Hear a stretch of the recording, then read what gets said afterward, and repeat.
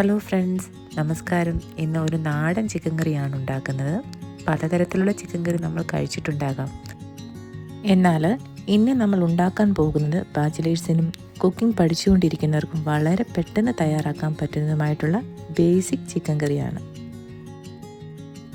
ആദ്യമായിട്ട് പാൻ ചൂടായതിനു ശേഷം അതിലേക്ക് കഴുകി വൃത്തിയാക്കിയ 1 ടേബിൾ സ്പൂൺ മല്ലി, 3-4 ഉണക്കമുളക്, 1/2 ടീസ്പൂൺ പെരിഞ്ചീരകം, 1 പീസ് തക്കോലം, 1 ഏലയ്ക്ക, ചെറിയ പീസ് കറുവപ്പട്ട, 3 പീസ് ഗ്രാമ്പൂ, കുറച്ച് കുരുമുളക് ചേർത്ത് ഇവ കരിഞ്ഞു പോകാതെ വറുത്തെടുക്കുക. ചൂടാറിയതിനു ശേഷം മിക്സിയിൽ പൊടിച്ചെടുക്കുക. അതിനുശേഷം അതേ പാനിലേക്ക് ആവശ്യത്തിന് വെളിച്ചെണ്ണ ഒഴിച്ച് കടുക് പൊട്ടിക്കുക. ഒപ്പം ചതച്ച് വെച്ചിട്ടുള്ള ഇഞ്ചി, വെളുത്തുള്ളി, പച്ചമുളക് ചേർക്കുക.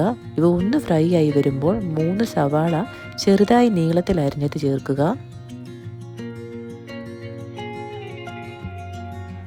അതിൻ്റെ കൂടെ തന്നെ ചെറുതായി നീളത്തിൽ അരിഞ്ഞ തേങ്ങാക്കൊത്തും ചേർത്ത് നന്നായി വഴറ്റിയെടുക്കുക. സവാള വേഗത്തിൽ വഴണ്ടു വരുന്നതിനായി നമുക്ക് ആവശ്യത്തിന് ഉപ്പ് ചേർത്ത് നന്നായി വഴറ്റിയെടുക്കുക. പിന്നീട് കറിവേപ്പില ആഡ് ചെയ്ത് മൊത്തത്തിൽ ഒരു ലൈറ്റ് ബ്രൗൺ നിറം ആയി വരുമ്പോൾ അതിലേക്ക് മസാല ചേർത്ത് കൊടുക്കാം. അതിലേക്ക് 1 ടേബിൾ സ്പൂൺ മുളക് പൊടി, ഇവിടെയും കാശ്മീരിയും എരിവുള്ളതുമായ മുളക് പൊടി ചേർത്ത് പൊടിച്ചിട്ടുള്ള ചില്ലി പൗഡറാണ് ഉപയോഗിച്ചിട്ടുള്ളത്. കൂടെ നമ്മൾ മഞ്ഞൾപ്പൊടിയും കൂടി ആഡ് ചെയ്തിട്ടുണ്ട്.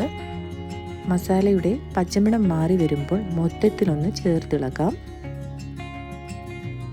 അതിനുശേഷം അതിലേക്ക് മുൻപ് തയ്യാറാക്കി വെച്ചിട്ടുള്ള മസാലക്കൂട്ട് മുഴുവനും ചേർത്ത് നന്നായി ഇളക്കി യോജിപ്പിക്കുക.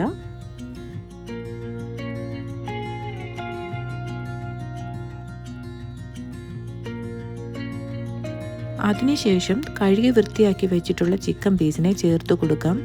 ഞാനിവിടെ 1 കിലോ ചിക്കനാണ് എടുത്തിട്ടുള്ളത്. ഇനിയും മൊത്തത്തിൽ പീസസിലേക്ക് മസാല ചേരുന്ന വിധത്തിൽ നന്നായി കൂട്ടി യോജിപ്പിക്കാം.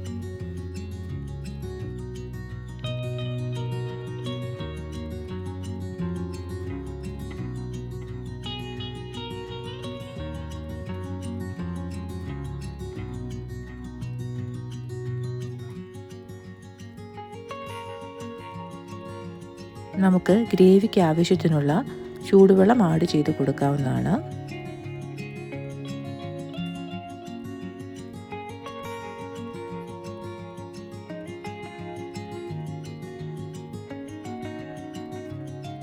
ചെറുതായി ഇളക്കി മീഡിയം ഫ്ലെയിമിൽ അടച്ചു വെച്ച് 20 തൊട്ട് 30 മിനിറ്റ് വേവിച്ചെടുത്താൽ നമ്മുടെ നാടൻ ചിക്കൻ കറി റെഡി ആയിട്ടുണ്ട്.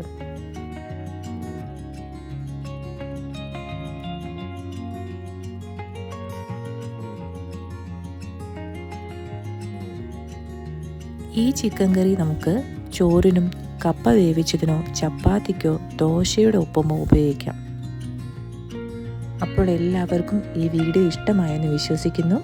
എല്ലാവരും ലൈക്സും കമൻറ്റും തന്ന് സപ്പോർട്ട് ചെയ്യണം. ചാനൽ ഇതുവരെ സബ്സ്ക്രൈബ് ചെയ്യാത്തവർ ചാനൽ കണ്ട് സബ്സ്ക്രൈബ് ചെയ്യുക. വീണ്ടും കാണുന്നത് വരെ ബൈ. Thanks for watching.